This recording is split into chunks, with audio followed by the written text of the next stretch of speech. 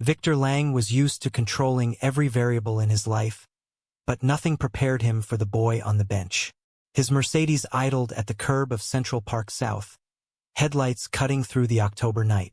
There, under a single flickering lamp, a teenager lay curled on the wooden slats, knees to chest, thin hoodie zipped to the chin. Victor's hand hovered over the gear shift. "Keep driving," the voice in his head warned. "You have a 7 a.m. earnings call." Instead, he killed the engine and stepped out. The boy's eyes snapped open at the sound of footsteps, blue irises sharp with fear. He scrambled upright, backpack clutched like a shield. "Stay back. I'm not here to hurt you," Victor said, palms open. "You can't sleep here. Cops sweep the stretch after midnight. Come on, there's a diner 2 blocks over. My treat." The kid studied him, expensive coat, Italian shoes, the kind of face that made people step aside on sidewalks. Finally hunger won. "Name's Noah," he muttered, falling in beside Victor. "Noah Bennett." Victor's pulse stuttered at the surname, but he filed it away. Inside the fluorescent-lit diner, Noah inhaled scrambled eggs and rye toast like a man who hadn't eaten in days. Victor sipped black coffee and listened. 19. Ohio. Came out gay to his father 6 months earlier. The beating that followed left bruises that were only now fading to yellow. Hitchhiked east with $80 and a dream that New York would be kinder. When the check came, Victor slid it aside. "I have a guest room. One night. No expectations." Noah's laugh was brittle. "Rich guys always say that." In the penthouse on 5th Avenue, the city glittered below like scattered diamonds.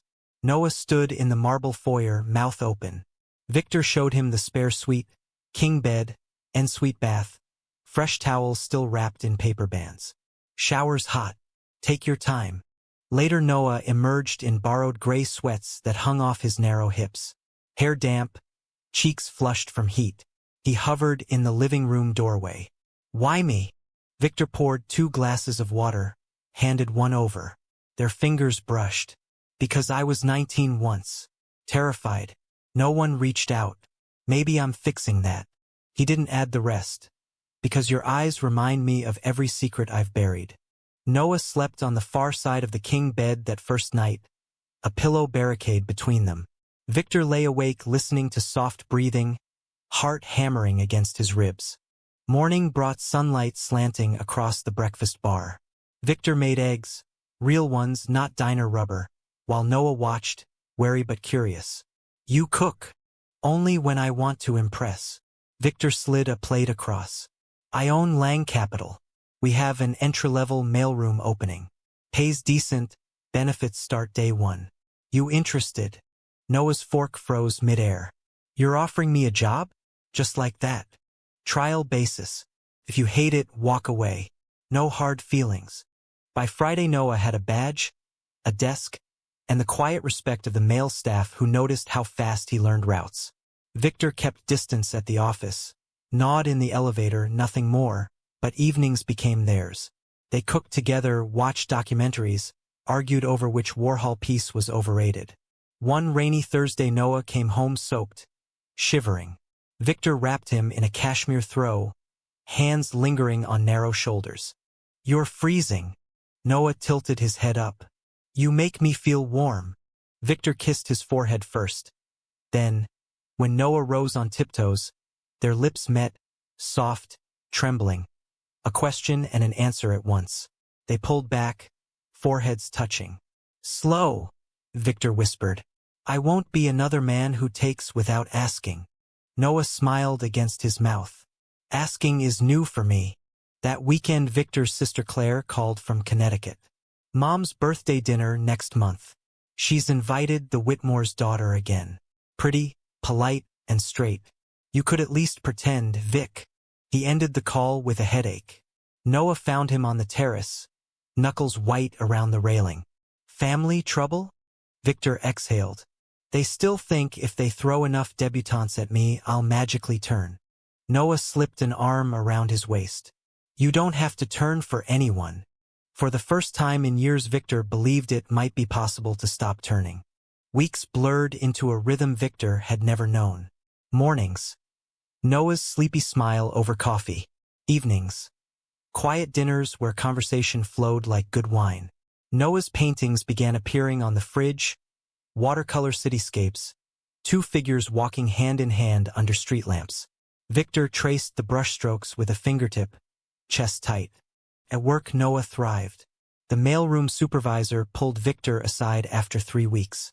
Kids sharp. Promoted him to admin assistant. You sure you want to keep him under the radar? Victor nodded. He needs normal before spotlight. But normal cracked on a Tuesday. Victor's mother hosted her annual charity gala at the Waldorf. Black tie, old money, the kind of event where secrets were currency. Victor brought Noah as my new assistant. The lie tasted like ash. In the ballroom, chandeliers glittered. Claire cornered him by the bar. She's here, the Whitmore girl. Dance with her once, Vic. For Mom. Noah stood 10 feet away, champagne flute trembling in his hand. Victor saw the hurt flash across his face before he masked it. Later, in the town car home, Noah stared out the window. Assistant, right? Victor reached for his hand. I'm sorry. I'm not ready for them to know. Noah pulled away gently. When will you be? The question hung between them like fog. That night they lay facing each other in the dark. Noah traced the line of Victor's jaw. My dad used to say love is only real if you're willing to lose everything for it.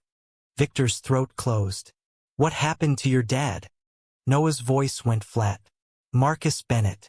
Ran a mid-sized investment firm in Ohio. Partner screwed him over, forged documents, took the company. Dad lost everything. Shot himself 2 years ago. The name hit Victor like a freight train. Marcus Bennett. The man whose signature Victor had practiced for weeks before the board meeting that sealed the takeover. The man whose ruin had launched Lang Capital into the Fortune 500. Victor's stomach lurched. He forced calm into his voice. I'm sorry you lost him. Noah curled closer. You're the first person who's made me feel like I still have family. Victor held him tighter, guilt coiling around his heart like barbed wire. Next morning, Victor locked himself in the study, pulled the old file. Marcus Bennett. Photo clipped to the top page. Same blue eyes as the boy sleeping down the hall. The betrayal had been surgical. Leaked memos, falsified audits, a quiet bankruptcy filing. Victor had told himself it was business. Survival. Now the survivor slept under his roof, trusted him, loved him. He burned the file in the fireplace, watched the edges curl black. That evening he took Noah to the Met. They wandered the American wing, fingers brushing when no one watched. In front of a Hopper painting of 2 lonely figures in a diner, Noah whispered, "That was us the first night." Victor turned, cupped his face. "We're not lonely anymore." They kissed behind a column, slow, deep, tasting of forgiveness neither of them had earned yet. Love settled in quietly, like snowfall. Victor canceled late meetings to be home for dinner. Noah's paintings grew bolder, 2 men embracing under stormy skies. Victor framed the best one for his office, hidden behind the door. Claire called again. Thanksgiving at the house. Bring your assistant if you must, but Mom expects you to propose to someone by New Year's. The board is whispering, Vic. They want stability. Victor hung up, chest tight. Noah found him pacing. What now? Family wants me married. To a woman. Noah's face paled. And what do you want? You. The word slipped out raw. Noah stepped into his arms. Then fight for us. The fight began that weekend. Victor flew them to a private island off Maine. His bought years ago as an escape. No staff, no cameras. Just wind, waves, and each other. They walked the beach at dusk, shoes off, jeans rolled. Noah's hand fit perfectly in Victor's. I never told anyone this, Noah said, toes in cold sand. After Dad died, I found his journals. He wrote about the partner who destroyed him. Said the man's name was Victor Lang. Victor stopped walking. The wind roared in his ears. Noah laughed softly, mistaking the silence for surprise. Crazy, right? Same name. Victor swallowed. Yeah, crazy. Back at the house that night, Noah fell asleep against his chest. Victor stared at the ceiling, replaying every lie by omission.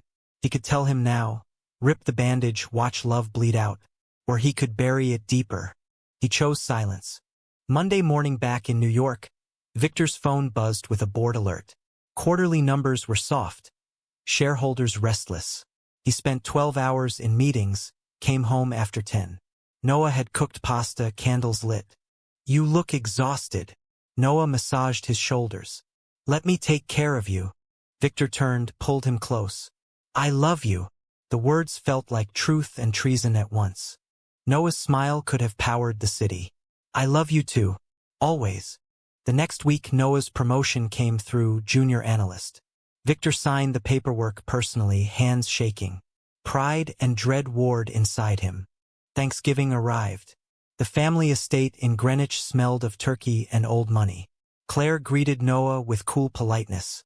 Their mother, Evelyn, eyed him like a stray dog at a garden party.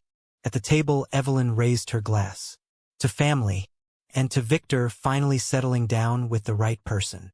Her gaze slid to the empty seat beside him. Victor set his jaw. "The right person is sitting right here." Silence crashed. Claire's fork clattered.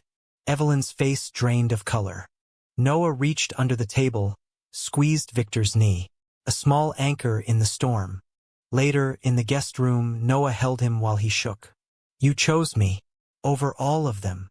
Victor buried his face in Noah's neck. "I choose you every time." He meant it. He also knew the bill would come due. The bill arrived 2 weeks before Christmas. Noah stayed late at the office one Thursday, finishing a report. Victor had flown to Chicago for a merger. Alone in the penthouse, Noah wandered into the study looking for a stapler. A drawer stuck. He jiggled it open. Inside, a yellowed folder.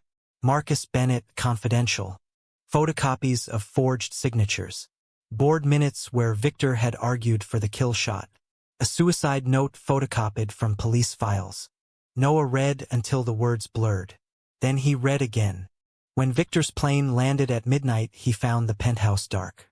Noah sat on the couch, folder open on the coffee table. "You killed my father." Victor's knees buckled. He sank into the opposite chair. "Noah, say it. Say you're the Victor Lang who took everything from him." "Yes." The single word tasted like blood. Noah stood, trembling. "I came to New York to find you. Planned to get close, gather proof, ruin you the way you ruined us. Then you helped me, fed me, kissed me, made me love you." His voice cracked. "Was any of it real?" "Every second." Victor's eyes burned. "I fell in love with you before I knew who you were. After I knew, I couldn't let you go." Noah laughed, bitter. "Convenient." He grabbed his backpack. "I'm leaving. Don't follow me." The door slammed. Victor sat in the dark until dawn, replaying every touch, every promise, wondering how love could survive its own origin story. He didn't sleep, didn't eat. On Monday, he walked into the boardroom and resigned as CEO, effective immediately. The room erupted. He didn't explain. That night, he drove to the bench where he'd first seen Noah. Empty. He sat there until sunrise, coat collar turned up against the cold.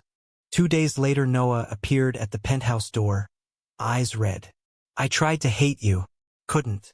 Victor opened his arms. Noah stepped in. They held each other like shipwreck survivors. "I still love you," Noah whispered. "God help me." Victor kissed his temple. "We'll figure out the rest together." But outside, the world was already sharpening its knives. Christmas came and went in muted tones. They spent it in the penthouse, no tree, just each other. Victor sold the main island, wired the proceeds to a foundation in Marcus Bennett's name. Noah watched the transfer screen, tears falling. "He would have hated you for this." "Maybe, but it's the closest I can get to sorry." New Year's brought the final blow. A leaked photo. Victor and Noah kissing outside a quiet cafe, hit page 6. Lang airs gay affair with employee 25 years his junior. The board called an emergency meeting. Evelyn flew in, face like stone. "You've humiliated this family." Claire stood beside her. "Resign, Vic, or we'll force you out." Victor looked at the row of men who had once toasted his success. I resign. Effective now. The company is yours. Gasps. Then silence. Noah waited outside the boardroom. When Victor emerged, tie loosened, he took his hand. Public, unashamed. Cameras flashed. That night, the penthouse felt cavernous. Victor packed one suitcase. I kept a small apartment in Brooklyn. We can start over. Noah nodded. Together. But revenge wasn't finished. A former board member leaked internal documents proving Victor had known about Noah's identity for months. Stock plunged. Lawsuits loomed. Noah came home one evening with a flash drive. I have proof the board covered up worse than what you did to Dad. I could destroy them. Victor shook his head. No more destruction. We walk away clean. Noah set the drive down. For you. I choose you. They moved to Brooklyn the next week. A 2-bedroom walk-up with leaky faucets and a view of the East River. Victor taught himself to cook pasta without burning it. Noah painted murals on the living room wall, 2 men walking into sunrise. One spring evening they sat on the fire escape, city humming below. Victor laced their fingers. I lost an empire, gained a life. Noah leaned into him. Worth it. Every single day. Summer arrived with fireflies and open windows. Victor consulted for startups, small checks, big satisfaction. Noah's paintings sold at a gallery in Williamsburg. Critics called him raw and luminous. Evelyn sent a single card. You were always braver than I allowed myself to be. Forgive an old woman? Victor framed it. Claire visited once. Awkward hugs. Then tears. I miss my brother. They rebuilt slowly, brick by brick. One August evening Victor proposed on the same park bench where their story began. No ring, just a question and the skyline as witness. Noah said yes before the words finished leaving Victor's mouth. They married quietly at City Hall, 2 witnesses, Noah's painting of their first kiss as backdrop. Afterward they walked through Central Park holding hands, unashamed. That night, curled together in their Brooklyn bed, Noah traced the scar on Victor's heart. Metaphorical, but real. Do you ever regret it? Victor kissed his palm. Only that it took me so long to choose love over fear. Outside, city lights twinkled like distant stars. Inside, 2 men who had lost everything and found each other breathed in rhythm. Can a love born from the ashes of betrayal ever be truly pure? True or false?